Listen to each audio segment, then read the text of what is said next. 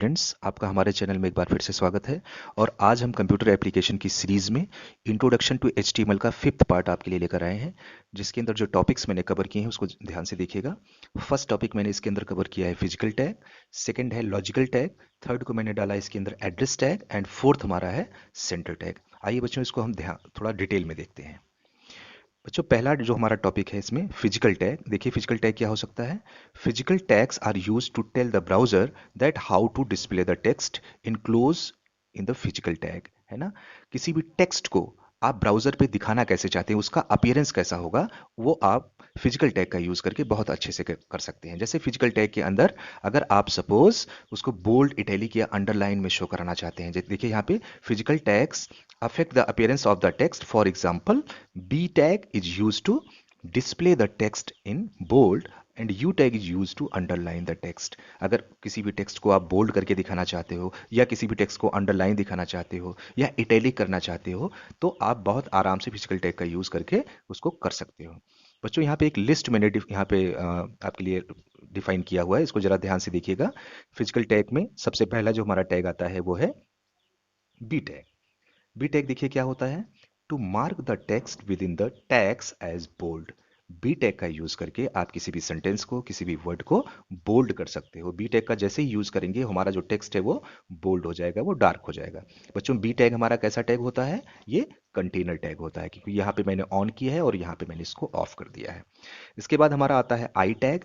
I tag को हम italic tag कहते हैं। आई टैग का यूज करके आप किसी भी वर्ड को, सेंटेंस को आप इटैलिक कर सकते हो। इटैलिक में क्या होता है, हमारा जो टेक्स्ट होता है वो थोड़ा सा तिरछा होता है। यहाँ पे देखिए, to mark the text in italics. फिर आता है हमारा नेक्स्ट टैग है यू टैग। यू का मतलब होता है अंडरलाइन टैग। अंडरलाइन टैग क्या करता है, अंडरलाइन द टेक्स्ट। आप यू टैग का यूज करके किसी भी वर्ड के नीचे, किसी भी सेंटेंस के नीचे अंडरलाइन कर सकते हो। देन नेक्स्ट हमारा आता है एसयूपी टैग। इसको हम कहते हैं super script tag. Super script tag का यूज करके आप क्या कर सकते हैं, किसी भी वर्ड के अंदर उसके बेस को ऊपर या नीचे कर सकते हैं। जैसे एसयूपी जो होता है हमारा, अगर आपको सपोज यहाँ पे लिखना है ए और उसके ऊपर स्क्वायर लगाना है, तो स्क्वायर में क्या होगा, ये हमारा जो बेस होता है ये ऊपर जाता है। तो अगर ऐसी कंडीशन आपके पास आती है तो वहां पे हम एसयूपी टैग का यूज कर सकते हैं। ऐसे ही हमारा नेक्स्ट टैग आता है एसयूबी टैग। एसयूबी का यूज क्या होता है, देखिए, mark the text to appear as subscript. आपको लिखना है एच और इसके अंदर जो टू है उसको बेस को नीचे लाना है। अगर बेस को नीचे लाना चाहते हो तो वहां पे हम सबस्क्रिप्ट का यूज कर सकते हैं, और ये टैग भी हमारा कंटेनर टैग होता है।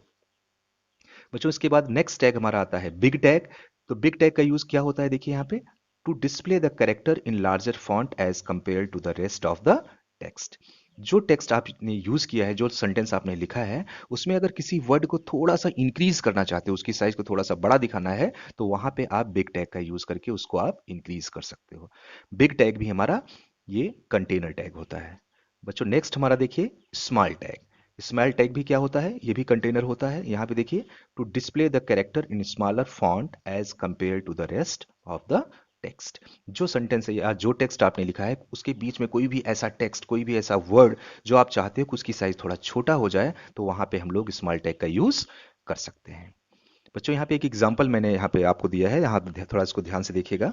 यहाँ पे देखिए लिखा है HTML से स्टार्ट हुआ है, हेड, टाइटल। टाइटल मैंने लिखा है टेस्टिंग फिजिकल टैग्स। तो आपको यहाँ पे दिख रहा होगा टेस्टिंग फिजिकल टैग्स, ये हमारा टाइटल बार का पोर्शन होता है। इसके बाद हेड को मैंने क्लोज किया है, फिर बॉडी ओपन हुआ, और यहाँ पे मैंने बी टैग को यूज किया है। बी टैग के अंदर देखिए क्या लिखा है, दिस टेक्स्ट इज बोल्ड।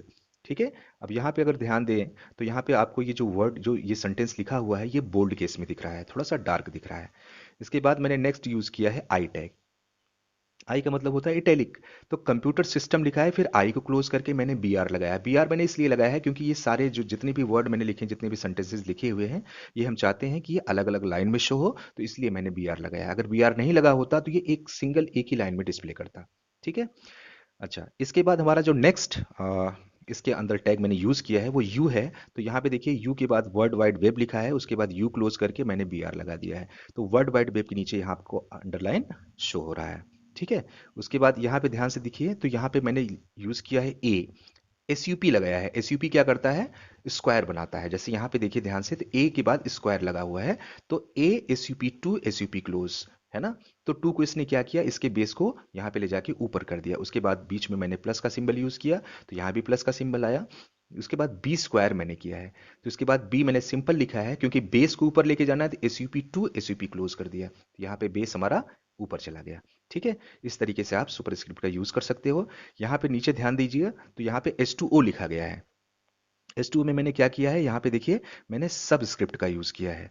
तो H2 को नीचे लेके आना है, बेस को नीचे लाना है, तो यहाँ पे सब लगाया है, यहाँ पे 2 लिखने के बाद एसयूबी क्लोज कर दिया है, जिसके थ्रू इसने 2 को नीचे कर दिया, तो H2O यहाँ पे डिस्प्ले कर दिया इसने।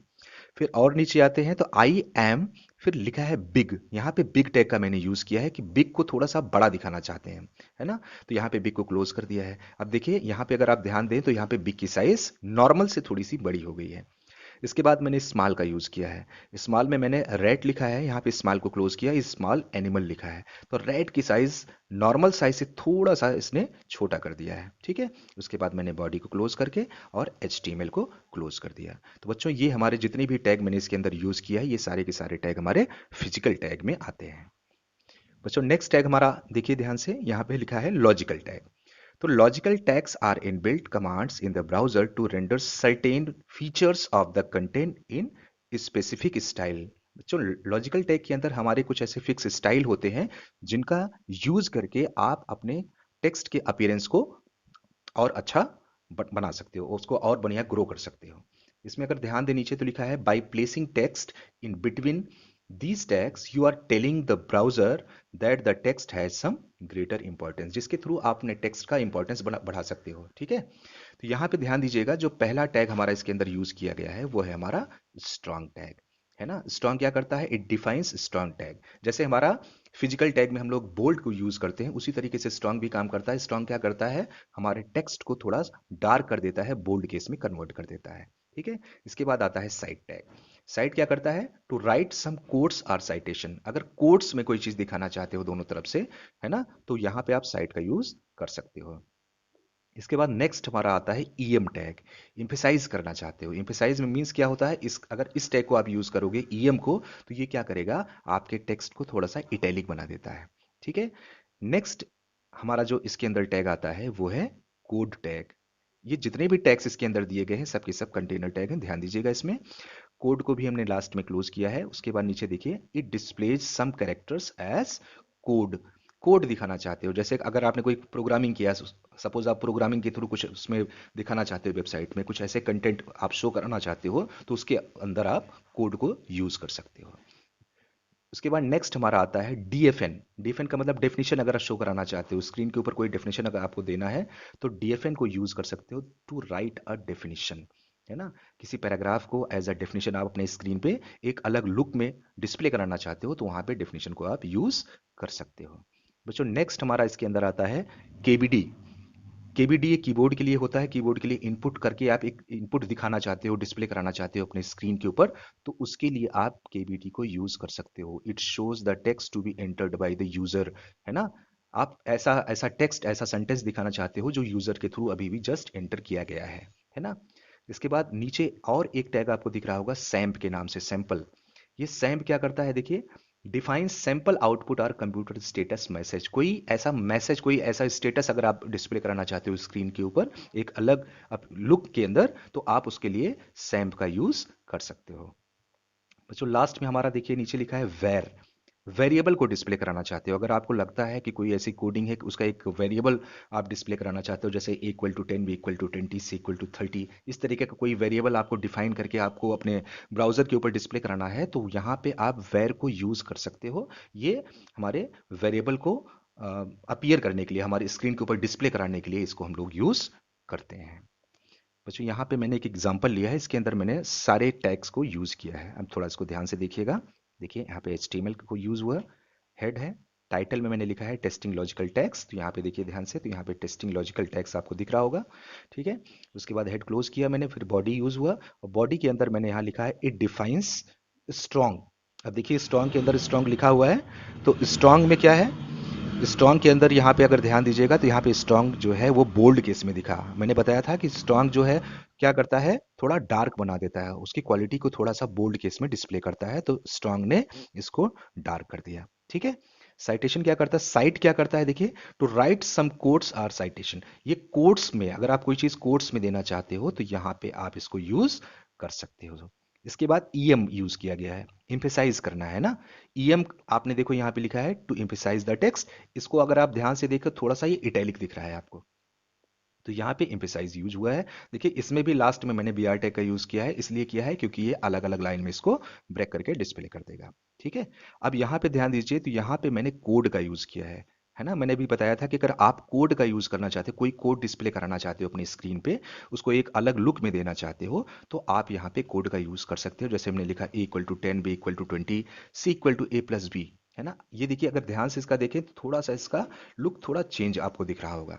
ठीक है, तो यहाँ पे आप इस तरीके से अगर डिस्प्ले कराना है तो आप कोड का यूज कर सकते हो। ठीक है, अच्छा नेक्स्ट हमारा है डेफिनेशन के लिए डीईएफएन हम लोग यूज करते हैं। डीईएफएन में क्या होता है, डीईएफएन का यूज करके आप उसका डेफिनेशन देना चाहते हो, तो डेफिनेशन के लिए हम लोग यूज कर सकते हैं। जैसे हमने लिखा है software is a collection of program, as a definition हमने यूज किया, तो यहाँ पे इसको आप डेफिनेशन के थ्रू दे सकते हो। फिर केबीडी मैंने यूज किया है, it shows the text to be entered by the user, है ना। आप इस तरीके से दिखाना चाहते हो कोई टेक्स्ट यूजर के थ्रू एंटर हुआ है, तो यहाँ पे आप ध्यान से देखें, जो भी टेक्स्ट लिखा है इसके बीच में स्पेसेस आ गए हैं, है ना, और थोड़ी थोड़ी साइज छोटी हो गई है। उसका अपीयरेंस अगर थोड़ा चेंज करना चाहते हैं तो आप यहाँ पे केबीडी का यूज कर सकते हैं। फिर हमारा लास्ट में है सैम्प है, define sample output or computer status message. अगर कोई मैसेज आप इस तरीके से डिस्प्ले कराना चाहते हैं तो वहां पे आप सैम्प का यूज कर सकते हैं। देखिए यहाँ पे इसका भी थोड़ा सा अपीयरेंस, इसका लुक थोड़ा सा आपको चेंज दिख रहा होगा। लास्ट में हमारा आता है वेर। अगर कोई वेरिएबल डिफाइन करके स्क्रीन के ऊपर आपको दिखाना है तो वेरिएबल के लिए भी हम लोग यूज कर सकते हैं वेर टैग को। जैसे मैंने लिखा है x=20, y=30, उसके बाद वेर को मैंने क्लोज किया, क्यों किया, क्योंकि ये हमारा जो टैग होता है ये है हमारा कंटेनर टैग। यहाँ पे देखिए x=20, y=30 आ गया, उसके बाद मैंने बॉडी और HTML को क्लोज कर दिया। तो बच्चों ये हमारे जितने भी टैग्स मैंने इसके अंदर यूज किए हैं, ये सारे के सारे टैग हमारे आते हैं लॉजिकल टैग के अंदर। बच्चों नेक्स्ट टैग हमारा आता है एड्रेस टैग का। एड्रेस टैग क्या होता है, ध्यान दीजिएगा। The address tag is use to display information like address, signature etcetera. आप एड्रेस दिखाना चाहते हो, आप सिग्नेचर दिखाना चाहते हो, तो उसके लिए हम लोग यूज करते हैं एड्रेस टैग का, है ना। अब यहाँ पे ध्यान दीजिएगा, this tag results in italicise text. थोड़ा सा क्या करता है, जो भी अगर आप एड्रेस टैग के अंदर कोई कंटेंट आप पास करते हो तो उसको थोड़ा सा ये इटैलिक शो करेगा। आप ध्यान दीजिएगा, तो यहाँ पे अगर ध्यान दें तो यहाँ पे जो वर्ड है वो सिंपल तो है लेकिन ये थोड़ा सा इटैलिक कर देता है। ठीक है, it is a container element and is typically placed at the bottom of the document. जैसे आपने कोई लेटर वगैरह लिखा है, उसके नीचे कोई एप्लीकेशन टाइप है, तो उसके नीचे अगर आप अपने एड्रेस को दिखाना चाहते हो तो वहां पे आप दिखा सकते हैं, लेकिन उसको आप एड्रेस टैग के अंदर ही प्लेस करेंगे। ठीक है, तो यहाँ पे आपको लिखना है और लिखने के बाद एड्रेस टैग को भी क्लोज करेंगे, क्योंकि ये एड्रेस टैग जो होता है ये हमारा होता है कंटेनर टैग। इसको भी हम कंटेनर टैग के अंदर रखते हैं, तो यहाँ पे इसको हम क्लोज कर देंगे और ये हमारा इस फॉर्मेट में यहाँ पे डिस्प्ले कर देगा। और लास्ट में बॉडी टैग और HTML टैग को यहाँ पे हम आके क्लोज कर देंगे बच्चों। तो नेक्स्ट टैग हमारा जो है इसके अंदर वो है सेंटर टैग आता है। अब सेंटर टैग देखिए क्या होता है। The center tag is use to position the text in the center between the left and the right margins, it is container element. Center tag का यूज करके आप किसी भी पैराग्राफ के अंदर या किसी भी सेंटेंस को उसकी पोजीशन को चेंज कर सकते हो। जैसे आप चाहते हो कि कोई वर्ड है, कोई सेंटेंस है, वो यहाँ पे सेंटर में डिस्प्ले कर दे, तो सेंटर में डिस्प्ले करने के लिए हम लोग सेंटर टैग का यूज करते हैं। ठीक है, इसका सिंटेक्स देख लीजिए, यहाँ पे सेंटर आपको लिखना है, बीच में हमारा कंटेंट हो जाएगा यहाँ पे, और लास्ट में आके हम सेंटर टैग को क्लोज कर देंगे। फॉर एग्जाम्पल इसमें देखिए HTML हमने यूज किया, हेड किया, और टाइटल मैंने लिखा है ट्राइंग सेंटर टैग लिखा है। तो यहाँ पे ध्यान दीजिएगा, तो इसके टाइटल बार पे आपको दिख रहा होगा ट्राइंग सेंटर टैग, और उसके बाद मैंने टाइटल को क्लोज कर दिया, और यहाँ पे लास्ट में आके मैंने हेड सेक्शन को यहाँ पे क्लोज कर दिया। फिर मैंने लिखा है यहाँ पे बॉडी, और बॉडी के अंदर मैंने दो सेंटेंसेस लिखे हैं। मैंने पहला सेंटेंस लिखा है this text is not centre align. ठीक है, तो ये पहला टेक्स्ट है, इसके अंदर मैंने सेंटर को यूज नहीं किया, तो ये लेफ्ट दिखा रहा है ना। इससे पहले भी डिस्कस हो चुका था कि जो भी आप वर्ड सेंटेंस कुछ भी आप टाइप करते हो नोटपैड के अंदर या किसी भी एडिटर के अंदर, तो बाय डिफॉल्ट उसका जो अलाइनमेंट होता है वो सेंटर अलाइनमेंट होता है ना। तो बच्चों यहाँ पे तो जो भी आपने लिखा है, यहाँ पे जो सेंटेंस मैंने लिखा था वो बाय डिफॉल्ट लेफ्ट अलाइनमेंट में इसको शो कर दिया। उसके नीचे आप ध्यान दीजिए, तो यहाँ पे लिखा है सेंटर टैग, और सेंटर टैग के बाद मैंने लिखा है this text is not centre aligned. ठीक है, इसको हमें क्या करना है, इस लाइन को हम सेंटर में दिखाना चाहते हैं तो यहाँ पे सेंटर के लिए मैंने सेंटर टैग का यूज़ कर लिया, सेंटर को यहाँ पे ओपन किया और लास्ट में सेंटर टैग को मैंने क्लोज किया। क्यों किया? क्योंकि ये जो टैग होता है हमारा, ये भी हमारा कंटेनर टैग होता है, इसलिए ये टेक्स्ट हमारा, आप ध्यान से देखिए यहाँ पे, तो ये सेंटर टैग में इसको डिस्प्ले कर दिया है। और लास्ट में मैंने बॉडी टैग को क्लोज कर दिया और HTML टैग को भी क्लोज कर दिया। तो बच्चों, इस तरीके से आप सेंटर टैग का यूज़ करके अपने टेक्स्ट को किसी भी पोजीशन पे चेंज कर सकते हो। अगर सपोज वो लेफ्ट है या राइट है, अगर उसको आप सेंटर में लाना चाहते हो तो सेंटर टैग का यूज़ करके आप उसको सेंटर में कर सकते हो। तो आशा करता हूँ बच्चों आपको ये अच्छे से समझ में आया होगा।